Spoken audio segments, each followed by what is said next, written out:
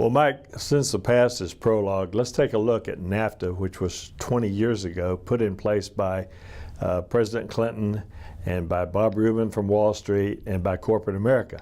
It was opposed severely by the unions who warned us what was going to happen. The results of 20 years of NAFTA have been thousands of factories in the United States have closed, 1 million jobs have gone south to Mexico, hundreds of cities have been decimated, think Detroit. The results have been in Mexico that outfits like ADM dumped their corn into Mexico. They wiped out the peasant farmers down there. Walmart moved in big time, wiped out small businesses.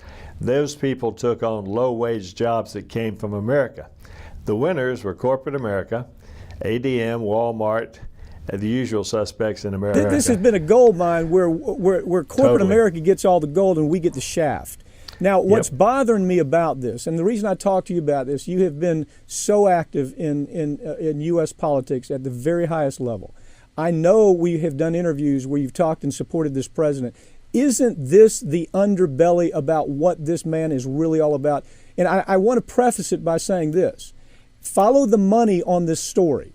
The day Obama got into office, understand, it was the Penny Pritzker money that put him there. It was the Robert Rubin money that put him there. It was the drug industry money that put him there.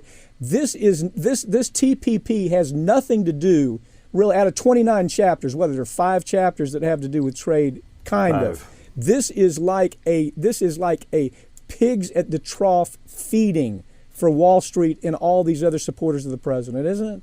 Well, it absolutely is. Of course, it was put in place initially by Bush, but that was in 2008, in his last year. If you look at the essence of this thing, you find it in the secrecy. There's been no public discussion of this. The Congress has not even been given copies of this agreement until recently. The people who have seen it have been the administration and 600 corporate trade advisors. Now, why the secrecy? The secrecy is because there would be public outrage if the public knew what was in this. And President Obama is now asking Congress to fast track this through the Congress, which means that in Congress you get no hearings, essentially. You get no negotiations. You get a straight up or down, yes or no vote.